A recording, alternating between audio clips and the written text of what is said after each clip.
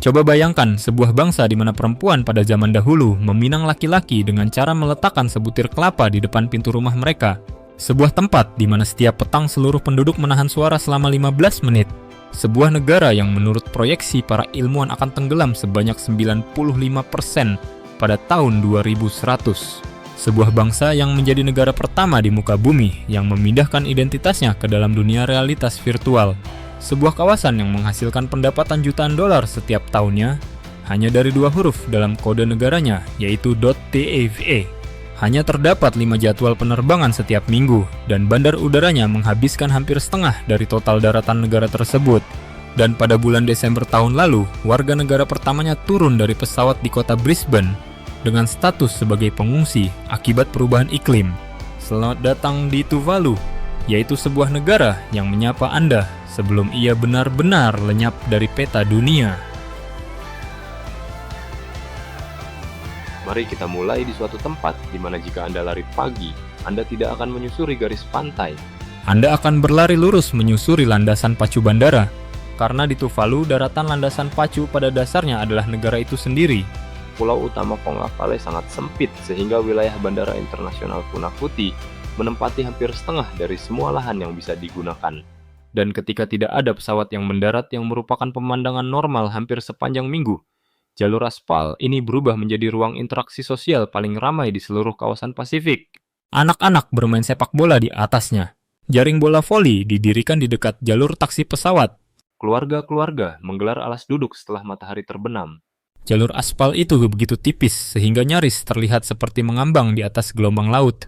Selama bertahun-tahun, setiap film dokumenter tentang Tuvalu selalu mengulang fakta yang sama, yaitu hanya ada 2 jadwal penerbangan setiap minggu. Namun, pada tahun 2024, maskapai Fiji Airways secara diam-diam meningkatkan frekuensi layanannya menjadi 5 penerbangan dalam seminggu dari wilayah Suva dan Nadi. Negara ini tidak lagi hanya terjangkau dengan 2 penerbangan karena sekarang sudah ada 5. Dan pada bulan Februari 2020, 5 lapisan geogrid baru dipasang di sepanjang landasan pacu yang dirancang khusus untuk mampu bertahan melawan terjangan gelombang pasang ekstrem. Landasan pacu tersebut sedang diperkuat bukan karena lonjakan jumlah turis yang datang, melainkan karena air laut mendekat dengan lebih cepat. Meskipun demikian, kurang dari 900 pengunjung liburan tiba selama seluruh kuartal pertama tahun 2024 yang merupakan angka yang lebih kecil daripada jumlah pelanggan yang dilayani oleh sebagian besar restoran dalam satu malam saja. Tuvalu senang menyebut dirinya sebagai negara yang paling jarang dikunjungi di muka bumi. Terlepas dari apakah angka pasti itu benar atau tidak, perasaannya memang tepat seperti itu. Karena sebuah tempat sekecil ini sebenarnya tidak akan terasa sempit. Tempat ini terasa sangat akrab dan dekat. Izinkan saya menjelaskan apa maksud dari pernyataan saya ini.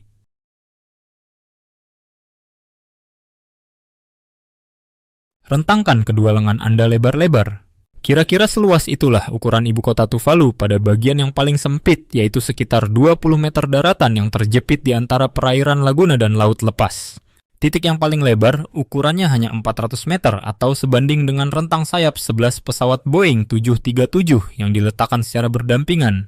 Dan keseluruhan negara yang terdiri dari 9 atol serta 124 pulau kecil ini hanya berukuran 26 km persegi. Ukuran tersebut kira-kira hanya seperempat dari luas Taman Central Park di kota Manhattan. Mereka yang tinggal di sepotong karang yang sangat kecil ini hanya berjumlah 9.401 orang berdasarkan data perkiraan pada bulan Februari 2026. Angka tersebut menurun dari yang sebelumnya lebih dari 11.000 jiwa hanya dalam waktu 2 tahun yang lalu karena proses eksodus sudah mulai terjadi. Tuvalu adalah negara terkecil keempat di dunia berdasarkan jumlah penduduknya. Anda bahkan tidak akan bisa memenuhi satu stadion sepak bola kampus di Amerika dengan semua orang yang tinggal di negara ini. Pada dasarnya, hanya terdapat 1 jalan dan 1 rumah sakit, serta hingga tahun lalu tidak ada mesin ATM sama sekali di sini. Selama beberapa dekade segala sesuatunya beroperasi menggunakan uang tunai yang dibawa ke Bank Nasional, yang selalu tutup setiap hari pada jam 2 siang. Kemudian pada tanggal 15 April 2025, Tuvalu membuka 5 mesin ATM pertamanya beserta 30 terminal pembayaran elektronik. 6.000 penduduk Tuvalu akhirnya mendapatkan akses ke sistem perbankan elektronik untuk pertama kalinya. Beberapa bulan sebelumnya, pada tanggal 19 Januari 2025, jaringan Starlink mulai aktif di seluruh pulau tersebut. Keterisolasian dalam hal digital akhirnya benar-benar berakhir. Namun budaya rasa saling percaya belum mengalami perubahan. Seorang pengunjung pernah meninggalkan pesawat nirawak miliknya di bangku taman umum selama 5 jam. Barang tersebut ternyata masih berada di tempat yang sama ketika ia kembali. Di satu-satunya penjara di negara tersebut yang hanya menampung 11 narapidana, para petugas penjaga kadang-kadang membiarkan para tahanan pria pulang ke rumah untuk makan malam. Kepala kepolisian bahkan pernah meminjamkan skuter pribadinya kepada seorang pelancong asing. Di antara 11.000 hati penduduknya justru para perempuanlah yang mungkin akan paling mengejutkan Anda.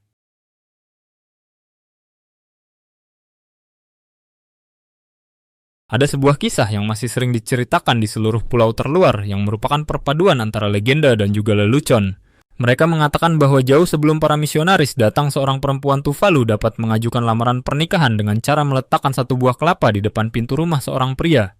Dan dalam beberapa versi dari cerita ini, jika wanita itu memilihnya, maka ia juga secara tidak langsung memilih saudara-saudara laki-lakinya, karena dalam sistem ekonomi nelayan, di mana para pria pergi melaut selama berbulan-bulan, keluarga yang Anda nikahi bukanlah hanya satu pria saja. Keluarga tersebut merupakan sebuah lingkaran. Para ahli sejarah saat ini menentang beberapa bagian dari cerita tersebut. Catatan sejarah justru lebih mengarah pada praktik poligini, dan bukan poliandri, yang merupakan sebuah kebiasaan yang dihapuskan oleh lembaga London Missionary Society pada era 1870-an. Namun kisah tentang kelapa dan ketangguhan yang tenang dari para perempuan Tuvalu tidak pernah berhenti menjadi sebuah kenyataan. Berjalanlah ke desa mana saja saat ini, dan Anda akan melihat pakaian gaun Mother Hubbard, yaitu sebuah gaun panjang berleher tinggi, dengan lengan longgar yang dipaksakan oleh para misionaris di seluruh wilayah Pasifik untuk menutupi tubuh setiap orang. Namun para perempuan Tuvalu mengambil pakaian pengekang bergaya Victoria tersebut, lalu mewarnainya dengan warna merah menyala dan pirus, serta menyulamnya dengan daun pandan dan mengubahnya menjadi pakaian khas mereka sendiri. Pada hari-hari, perayaan upacara mereka menghiasi kepala mereka dengan foyu, yaitu sebuah karangan bunga yang menggabungkan bunga Kamboja putih sebagai tanda penghormatan serta kembang sepatu merah untuk cinta, dan bunga tiare yang lembut sebagai simbol ketulusan. Dengarkan sebuah lagu Fatele, dan Anda akan menyadari bahwa para perempuanlah yang memandu alunan melodinya. Amati desa manapun saat fajar menyingsing, dan Anda akan melihat para perempuanlah yang mengelola pasar serta membesarkan anak-anak dan mengajar bahasa Inggris, lalu merajut karya seni rendah rumit yang dinamakan kolose.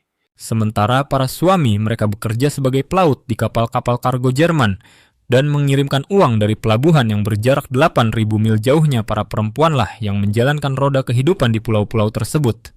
Meskipun demikian, sejak bulan Januari 2024, tidak ada satupun perempuan yang bertugas di dalam lembaga parlemen Tuvalu yang memiliki 16 kursi. Sepanjang sejarah berdirinya negara tersebut, hanya ada 3 perempuan yang pernah menduduki kursi perwakilan.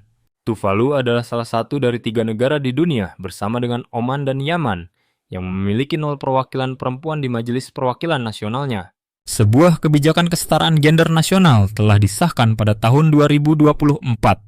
Namun kenyataan yang bertolak belakang ini tetap ada. Perempuan yang melamar pernikahan, perempuan yang memimpin nyanyian, perempuan yang menjalankan pulau. Namun di dalam gedung parlemen hanya ada keheningan. Mari kita berhenti sejenak pada hal ini dan coba pikirkan kebiasaan mana yang paling mengejutkan Anda, apakah itu lamaran dengan kelapa atau gaun Mother Hubbard, atau tidak adanya perempuan di dalam gedung parlemen. Beritahu saya pendapat Anda di kolom komentar karena saya membaca setiap komentar yang masuk. Di bab selanjutnya, Anda akan diperkenalkan pada sesuatu yang dilakukan oleh penduduk Tuvalu setiap malam, yang sama sekali tidak ada padanannya di tempat lain di dunia ini. Jika Anda benar-benar ingin memahami negara Tuvalu, Anda tidak bisa hanya dengan membaca tentangnya. Anda harus melihat tarian mereka secara langsung. Setiap desa memiliki bangunan maneapa, yaitu sebuah balai pertemuan panjang dengan dinding yang terbuka dan beratap daun pandan yang dibangun tanpa menggunakan satu paku pun. Tidak ada kursi atau panggung, serta tidak ada tingkat hierarki di sana. Semua orang duduk beralaskan tikar anyaman. Saat malam mulai tiba, sebuah lingkaran akan terbentuk.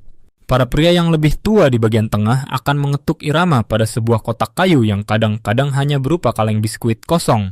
Para perempuan akan berdiri lebih dulu dan membentuk barisan gerakan dengan lengan mereka yang sedang menceritakan sebuah kisah. Kemudian barulah para pria. Selanjutnya adalah anak-anak.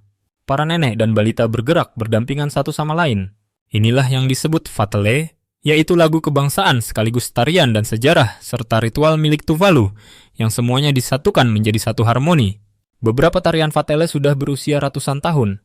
Namun, lirik-lirik yang sedang diciptakan sekarang ini membawa makna dan beban yang jauh berbeda. Lirik-lirik kontemporer berbicara melalui suara dari sebuah negara yang sedang perlahan-lahan tenggelam dengan mengatakan bahwa dunia kita ini sudah tidak lagi stabil. Dunia ini terus bergerak. Kita merasa khawatir dengan perubahan iklim. Aduh Tuvalu milikku, apa yang akan terjadi nanti? Apakah kita akan hanyut mengapung ke lautan lepas? Pada tahun 2023, Tuvalu meratifikasi Konvensi Warisan Dunia dari Badan UNESCO. Pada bulan Januari 2024, negara itu mengajukan lanskap budaya Pulau Atol Pasifik Tuvalu dengan tarian Vatele sebagai pusatnya sebagai kandidat sementara untuk daftar warisan budaya Takbenda. Dunia diminta untuk secara resmi mengingat tarian tradisional ini karena daratan yang menumbuhkannya mungkin tidak akan bisa bertahan hidup melewati abad ini. Menteri Perubahan Iklim Tuvalu menyampaikannya secara langsung pada tahun 2024 bahwa semangat budaya kita yaitu lagu dan tarian Vatele akan tetap utuh dan tidak akan pernah hancur bahkan saat harus menghadapi kematian dan kehancuran. Namun kegiatan menari tentu saja tidak bisa digunakan untuk membayar tagihan. Dan beberapa adat istiadat yang paling kuat di Tuvalu bukanlah tentang apa yang Anda lakukan di dalam balai Maneapa. Kebiasaan itu justru adalah tentang apa yang sama sekali tidak boleh Anda lakukan di tempat manapun.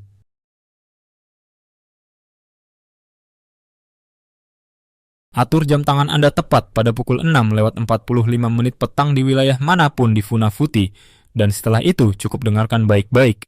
Skuter-skuter bermotor akan menepi ke pinggir jalan. Toko-toko akan menutup pintunya. Anak-anak akan berhenti berlarian.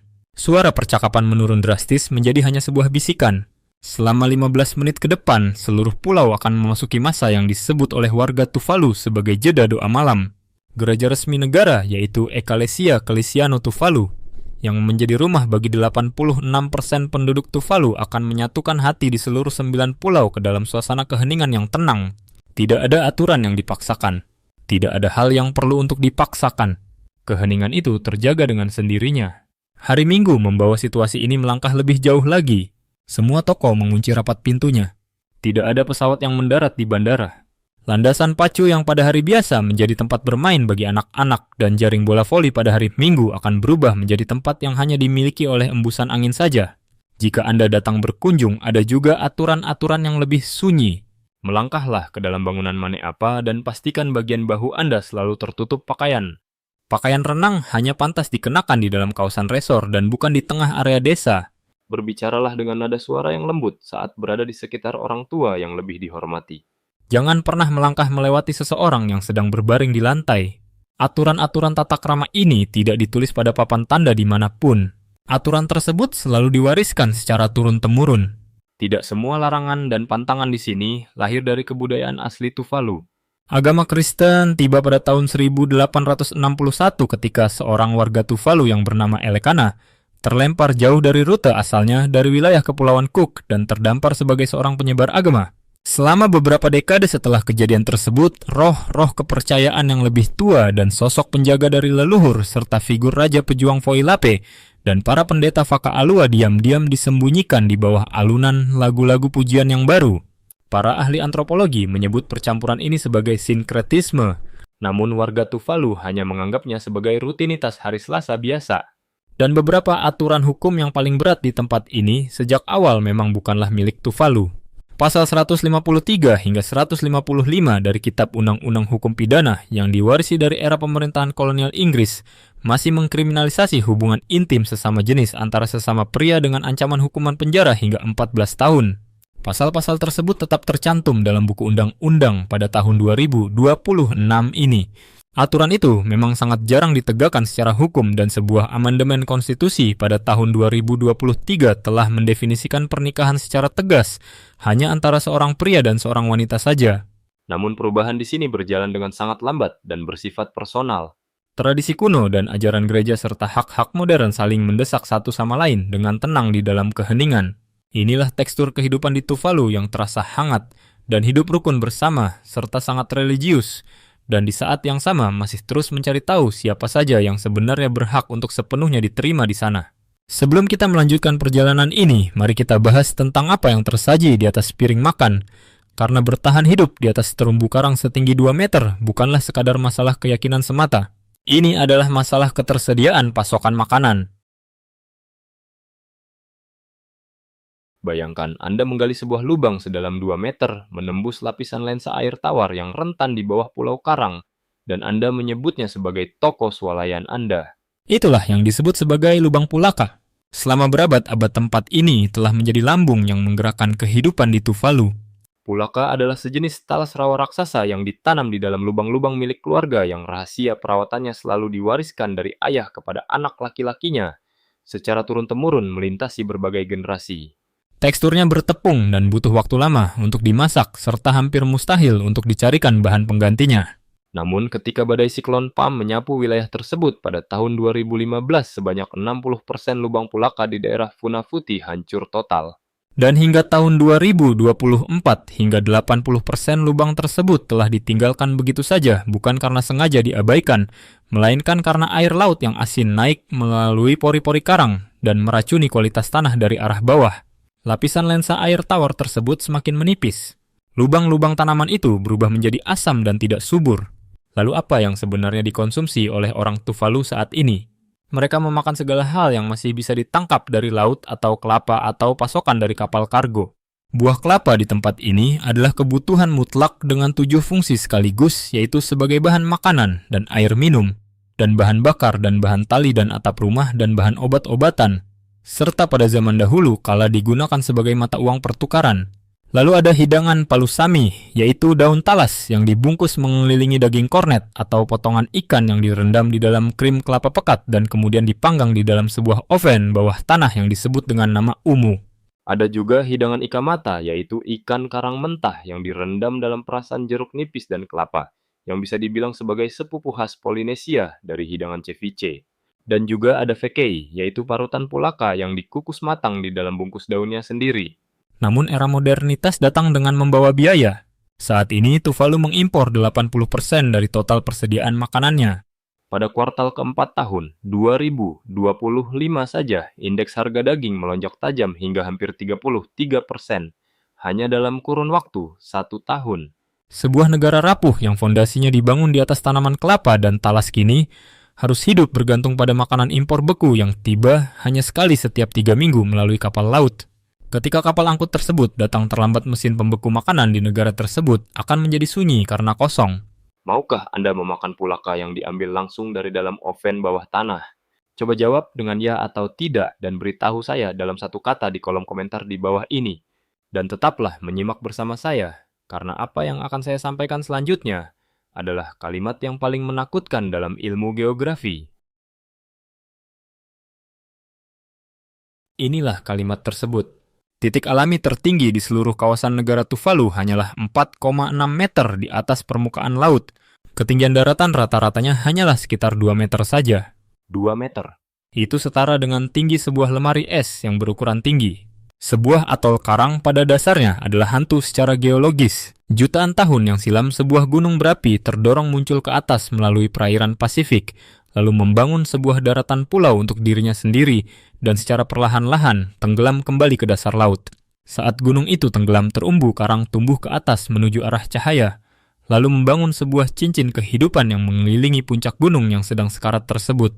Ketika gunung berapi itu pada akhirnya menghilang sepenuhnya, semua yang tersisa hanyalah cincin karang dan sebuah perairan laguna di bagian tengahnya. Negara Tuvalu adalah 9 cincin karang seperti itu yang terus berusaha menyeimbangkan diri pada kesabaran alam karang. Di sini tidak ada sungai yang mengalir. Tidak ada juga akuifer atau sumber air tanah yang layak untuk diandalkan. Setiap tetes air yang ada berasal dari curah hujan yang ditampung dari atas atap rumah dan disimpan di dalam tangki-tangki air.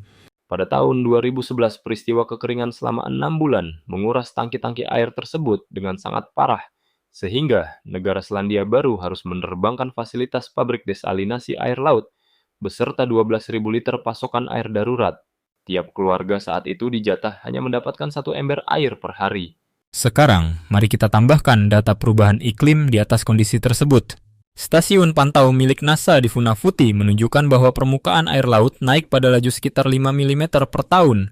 atau kira-kira setebal kuku jari manusia, dan laju kecepatan ini terus mengalami peningkatan. Pada tahun 2050, sebanyak 50% wilayah Funafuti, tempat di mana 60% penduduk Tuvalu bermukim, akan secara rutin terendam banjir pada saat kondisi air pasang. Pada tahun 2100, sebanyak 95% wilayahnya akan terendam. Pada tanggal 11 Februari 2020, satu fenomena gelombang pasang ekstrem mengubah jalanan utama di Funafuti menjadi sungai aliran air laut yang dipenuhi bebatuan dan sampah sisa. Salah seorang penduduk setempat mengatakan bahwa kejadian ini tidak seperti apapun yang pernah kami lihat sebelumnya dalam hidup kami. Namun negara Tuvalu tidak hanya berdiam diri saja. Di bawah pelaksanaan fase 2 dari proyek adaptasi pesisir Tuvalu, pengerjaan konstruksi mulai dilakukan pada bulan September 2024 untuk mereklamasi 8 hektar daratan yang ditinggikan agar aman dan berada di atas garis proyeksi ancaman pada tahun 2100. Mereka berusaha membangun sebuah Tuvalu yang baru sebelum air laut datang mengklaim daratan yang lama. Dan ketika langit menolak untuk menurunkan hujan dan permukaan lautan terus saja merangkak naik, maka seluruh negara ini akan berdoa. Hal ini benar-benar dilakukan secara harfiah setiap malam. Bagian ini terdengar seperti sebuah kisah dongeng. Pada tahun 2000, sebuah negara kecil di kawasan Pasifik menyadari bahwa mereka memiliki sesuatu yang tiba-tiba sangat diinginkan oleh dunia, yaitu kode negara internet 2 huruf milik mereka, .tva. Tuvalu menyewakan domain tersebut pertama-tama kepada perusahaan VeriSign, dan sejak Desember 2021 kepada cabang registrasi GoDaddy. Kontrak baru yang diluncurkan kembali pada November 2022 menjamin Tuvalu mendapatkan sekitar 10 juta dolar Amerika Serikat setiap tahunnya. Kesepakatan sebelumnya hanya bernilai sekitar 5 juta dolar. Bagi sebuah negara dengan produk domestik bruto seukuran pinggiran kota kecil di Amerika, pendapatan ini menutupi 10 hingga 12% dari seluruh anggaran nasional mereka. Seperti yang dikatakan oleh seorang pelancong, mereka menjual sebuah huruf dan dunia membelinya. Lihatlah siapa saja yang menggunakan .tv saat ini. Laman Twitch.tv mendapatkan sekitar 1 miliar kunjungan setiap bulan yang menjadikannya sebagai situs web yang paling banyak dikunjungi pada urutan ke-32 di dunia. Setiap pemain game yang melakukan siaran langsung di Twitch malam ini tanpa disadari telah membantu mendanai sebuah negara yang daratannya sedang menghilang. Dan inilah sisi paradoksnya, yaitu Tuvalu sama sekali tidak memiliki Twitch. 9.000 warga Tuvalu bisa tidur nyenyak karena Amazon mempertahankan kerajaan siarannya di atas domain mereka. Jika Twitch memutuskan untuk pindah, maka penyewa utama itu akan langsung menghilang. Namun .tv bukanlah satu-satunya jalan pertahanan hidup. Di jalur pelayaran Pasifik, para pria Tuvalu yang berjumlah sekitar 400 orang pada waktu-waktu tertentu bekerja sebagai pelaut niaga, terutama di kapal-kapal kargo Jerman. Mereka berlatih di Institut Pelatihan Maritim Tuvalu dan menandatangani kontrak yang mengharuskan mereka berada di lautan lepas selama 10 hingga 18 bulan. Kiriman uang dari mereka menyumbang 3 hingga 4% dari produk domestik bruto dan anggaran tahun 2024 hingga 2025 mencatat adanya peningkatan yang sangat signifikan sejak masa pandemi. 10 juta dolar setiap tahun yang didapat dari 2 huruf ditambah beberapa juta dolar lagi dari para pria yang menyaksikan negara mereka perlahan-lahan tenggelam di layar ponsel dari sebuah kapal di suatu tempat di Samudra Atlantik Utara. Keajaiban itu benar-benar berhasil menyelamatkan mereka. Namun keajaiban itu hanya akan berarti jika masih ada daratan yang tersisa di bawah kaki Anda saat Anda pulang nanti. Sekarang muncul pertanyaan yang pada akhirnya akan ditanyakan oleh hampir semua orang, yaitu bisakah Anda benar-benar pergi berkunjung ke sana? Jawabannya secara mengejutkan adalah ya. Pemegang paspor negara-negara barat seperti Amerika dan Inggris, serta Australia dan Kanada, beserta sebagian besar negara Eropa bisa mendapatkan visa 30 hari pada saat kedatangan dengan biaya sekitar $100 Australia. Anda akan membutuhkan tiket pesawat pulang dan paspor yang masih berlaku selama 6 bulan. Kebijakan tersebut belum mengalami perubahan hingga awal tahun 2026. Perjalanan menuju ke sana berarti Anda harus terbang dengan maskapai Fiji Airways dari wilayah Suva atau Nadi selama 2 jam 35 menit dengan pesawat turboprop ATR-72. Harga tiket pesawat pulang pergi berkisar antara $860 hingga $1.100 Amerika Serikat dengan tiket pesawat sekali jalan bisa semurah $290 jika Anda memesannya beberapa bulan sebelumnya. Bulan Oktober hingga April adalah waktu musim kemarau yang paling ideal. Sejak bulan Agustus 2024, maskapai Fiji Airways telah mengoperasikan 5 penerbangan mingguan yang sebelumnya hanya berjumlah 2 penerbangan saja. Siapkan dana sekitar 1.000 hingga 1.400 dolar Amerika Serikat untuk kunjungan selama 1 minggu penuh. Hanya ada segelintir bangunan wisma tamu dan 1 hotel berukuran kecil serta mungkin hanya ada 3 restoran di seluruh negara tersebut. Jangan datang dengan harapan menemukan kehidupan yang mewah. Datanglah dengan harapan menemukan sesuatu yang jauh lebih langka dan masih sangat alami, karena memang sangat sedikit orang yang datang ke sana. Hanya ada 853 pengunjung liburan yang tiba selama seluruh kuartal pertama pada tahun 2024.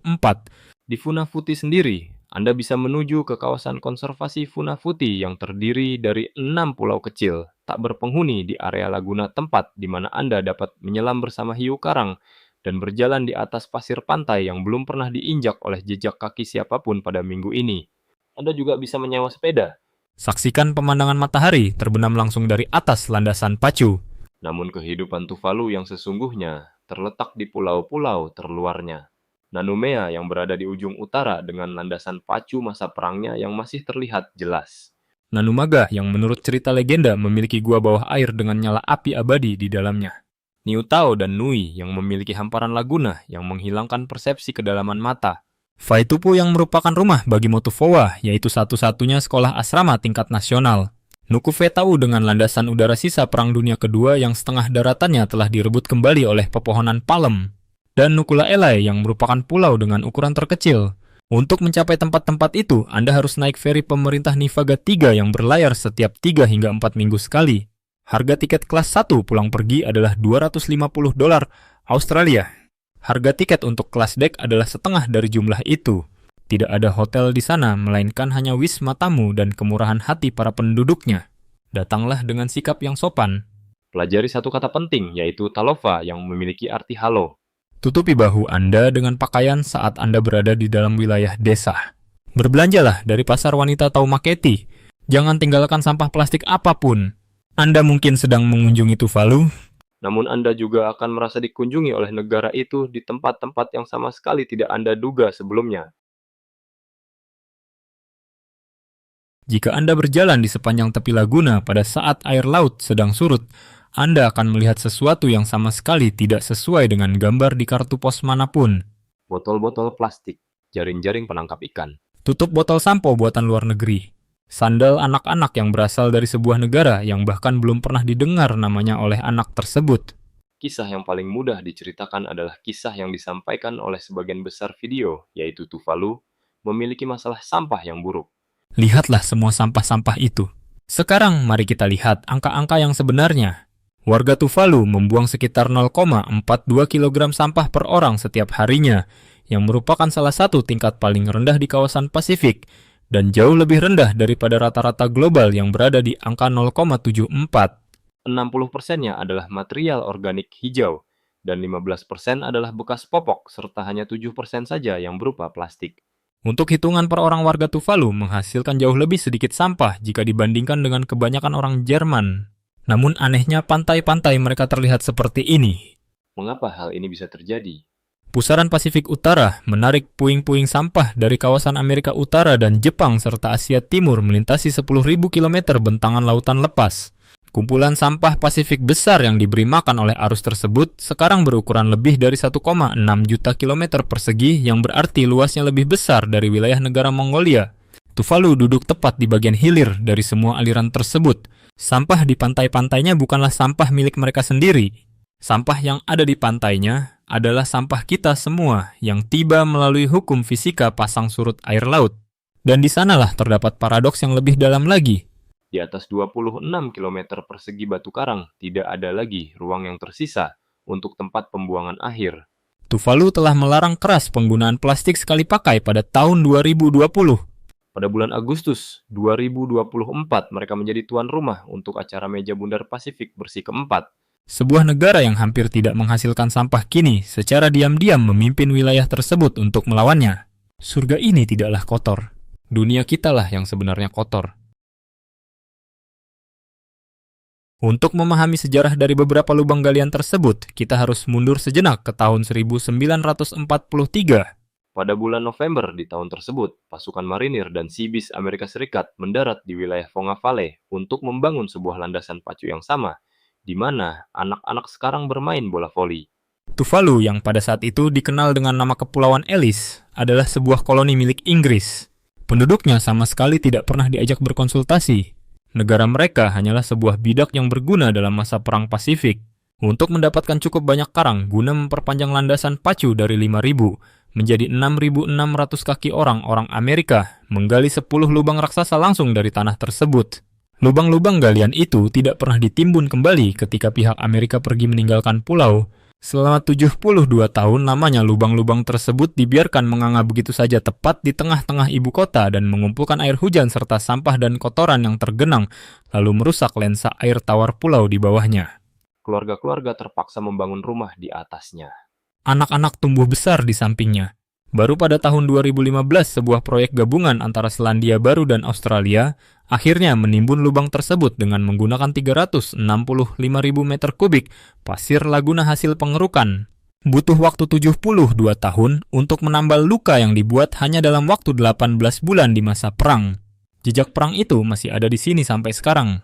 Pada bulan September 2022, sebuah operasi gabungan Australia dan Selandia Baru serta Kanada dan Amerika Serikat menyisir perairan di lepas pantai Nanumea, lalu menemukan 22 bom udara milik Amerika seberat 500 pon yang masih tertidur di kedalaman antara 10 hingga 18 meter di bawah permukaan laut. Sebuah kapal pendarat yang tenggelam juga terlihat bersandar di atas karang. Bom-bom itu terlalu mahal dan sangat berbahaya untuk disingkirkan sehingga akhirnya hanya dipetakan dan ditandai lalu dibiarkan tidur selamanya di bawah terumbu karang. Pasukan marinir itu telah pulang. Bom-bom mereka tetap tinggal.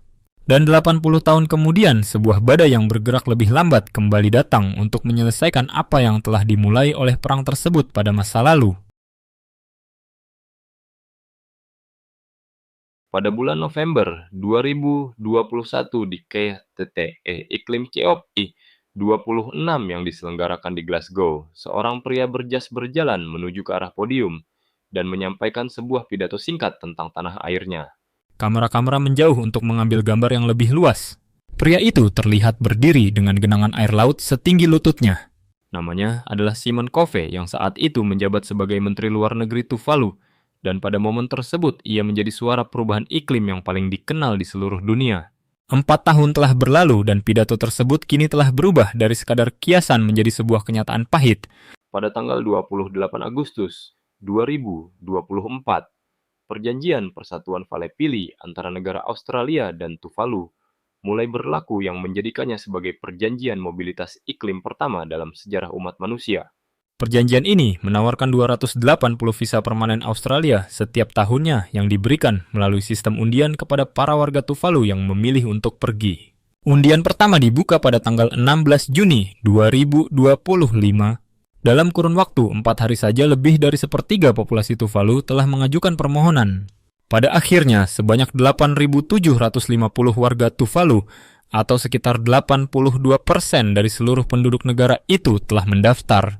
280 visa dalam setahun, 9.000 orang sedang menunggu antrean. Desember lalu, sebuah pesawat Boeing 737 mendarat di kota Brisbane dengan membawa rombongan pertama. Di antara mereka terdapat Kitai Haulapi, yaitu pengemudi forklift wanita pertama di Tuvalu yang baru saja menikah dan berharap bisa mengirimkan uang ke kampung halamannya dari kota Melbourne. Ada pula Masina Matolu, seorang dokter gigi dengan 3 anak usia sekolah dan seorang suami yang masih melaut yang pindah ke Darwin untuk bekerja dengan komunitas masyarakat adat setempat. Mereka adalah kelompok pengungsi iklim pertama di dunia yang telah mulai mengakui istilah tersebut secara nyata. Namun tidak semua orang akan bersedia untuk pergi. Di banyak rumah tangga Tuvalu, khususnya di kalangan para tetua, terdapat sebuah penolakan diam yang sangat keras kepala. Mereka membaca kitab Kejadian bab 9, yaitu perjanjian Nuh, bahwa tidak akan ada lagi air bah yang menghancurkan bumi ini. Bagi mereka, penampakan pelangi di atas Laguna Tenamo saat senja tiba bukanlah sekadar pertunjukan warna. Itu adalah sebuah janji dari Tuhan. Seorang pemuda Tuvalu pernah mengatakan bahwa kakek neneknya tetap tinggal karena sebuah iman. Saya pergi karena saya juga memiliki iman, namun pada hal-hal yang berbeda. Dan ada pula para pelaut yang merupakan sosok para ayah yang mengetahui dari kapal kargo yang berjarak ribuan mil jauhnya bahwa anak-anak mereka sedang bersiap untuk meninggalkan negara yang selama ini sedang mereka dukung dengan kerja keras. Sebuah kesedihan tak terlihat yang dibawa melalui panggilan telepon satelit dari tengah perairan Samudra Atlantik. Menjelang pertengahan abad ini, separuh daratan Funafuti akan secara rutin terendam banjir pada saat air pasang. Pada tahun 2100, jumlahnya akan mencapai 95%. Bank Dunia memproyeksikan bahwa kerusakan iklim tahunan Tuvalu dapat mencapai 38 hingga 59% dari produk domestik bruto mereka, yang merupakan angka paling tinggi dari semua negara di muka bumi. Ini bukanlah tentang sebuah negara yang kehilangan garis pantainya. Ini adalah tentang sebuah negara yang kehilangan tanah pijakan di bawah kaki anak-anak mereka. Namun di saat lautan mengambil daratan, mereka Tuvalu sedang mencoba melakukan sesuatu yang belum pernah dicoba oleh negara manapun sebelumnya. Negara ini sedang membuat sebuah salinan cadangan dari dirinya sendiri. Pada bulan November 2022 di ajang COP27 yang diselenggarakan di Mesir, Simon Kofe kembali naik ke podium. Namun kali ini podiumnya berwujud digital. Ia mengumumkan bahwa Tuvalu akan menjadi negara digital pertama, yaitu sebuah negara yang dilestarikan secara piksel demi piksel di dalam dunia realitas virtual metaverse. Hal ini terdengar seperti sebuah pertunjukan teater. Namun lihatlah apa yang sebenarnya telah dibangun. Hingga tahun 2024 seluruh 124 pulau dan pulau kecil di Tuvalu telah dipindai secara 3 dimensi dengan menggunakan teknologi LiDAR. Pada April 2024 sebuah tim dari komunitas Pasifik menerbangkan pesawat nirawak dan kamera 360 derajat di atas Funafuti, lalu memasukkan citra tersebut ke dalam perangkat lunak ArcGIS Reality yang berhasil membangun kembaran fotogrametri penuh dalam waktu kurang dari seminggu. Sistem pembelajaran mesin kini melacak penyusutan garis pantai dari tahun ke tahun. Dan berkat kabel serat optik bawah laut Faka yang baru, serta jaringan Starlink, semua data ini dialirkan ke luar negeri dengan kecepatan 3 gigabit per detik. Pertanyaan yang lebih mendalam adalah dari segi hukum. Berdasarkan Konvensi Montevideo tahun 1933, sebuah negara memerlukan 4 hal pokok, yaitu populasi dan wilayah dan pemerintahan serta kapasitas untuk menjalin hubungan dengan negara-negara lain. Apa yang terjadi ketika wilayah itu benar-benar tenggelam di bawah air? PBB belum mengakui status kedaulatan digital. Para cendekiawan terbagi pendapatnya mengenai hal ini. Beberapa orang menyebutnya sebagai pelestarian yang mendalam, sementara yang lain menyebutnya sebagai sekadar pertunjukan belaka. Tuvalu adalah sebuah eksperimen besar yang akan menguji definisi paling dasar dari sebuah bangsa itu sendiri. Namun tidak peduli seberapa indahnya sebuah negara melestarikan dirinya dalam wujud piksel, beberapa bentuk perpisahan hanya dapat diucapkan secara langsung. Dengan bunga, dengan nyanyian, dan dengan kalung kebanggaan. Dalam bahasa Tuvalu ada satu kata yang perlu Anda pelajari dengan baik. Alofa. Kata ini berarti cinta, namun bukan jenis cinta yang kecil dan bersifat pribadi. Teolaga alofa jika diterjemahkan secara kasar memiliki arti cinta adalah dasar untuk bisa bernaung di bawah perlindungan batu karang. Sebuah komunitas mampu bertahan hidup karena ikatan persaudaraannya, dan bukan karena batas-batas negaranya. Alofa bukanlah sekadar perasaan di Tuvalu. Ia adalah alasan utama mengapa Anda tidak tenggelam. Ketika seorang warga Tuvalu mengucapkan selamat tinggal terutama di area landasan pacu saat matahari terbenam, mereka tidak akan menyerahkan kartu nama bisnis kepada Anda. Mereka menyerahkan sebuah kahoa. Sebuah karangan bunga yang dirangkai dari bunga Kamboja putih untuk lambang penghormatan dan kembang sepatu merah, untuk cinta serta tiara lembut untuk ketulusan dan pue-pue untuk ketangguhan. Di sebagian besar wilayah Polinesia, kahoa adalah ucapan perpisahan yang secara diam-diam memiliki arti kembalilah kemari. Seorang pelancong yang berkunjung pada tahun 2019 diberi kahoa oleh sebuah keluarga yang telah memasak makanan untuknya dan tidur di sampingnya serta memanggilnya sebagai anak di akhir hari ketiga. Ia kemudian mengatakan bahwa ia meninggalkan Tuvalu dengan perasaan telah diadopsi oleh sebuah negara yang baru mengenalnya kurang dari 1 akhir pekan. Tuvalu saat ini sedang menapaki 3 jalan secara bersamaan. Pertama adalah migrasi iklim melalui 280 visa Australia dalam Persatuan Valepili yang merupakan wujud eksodus lambat selama 1 dekade.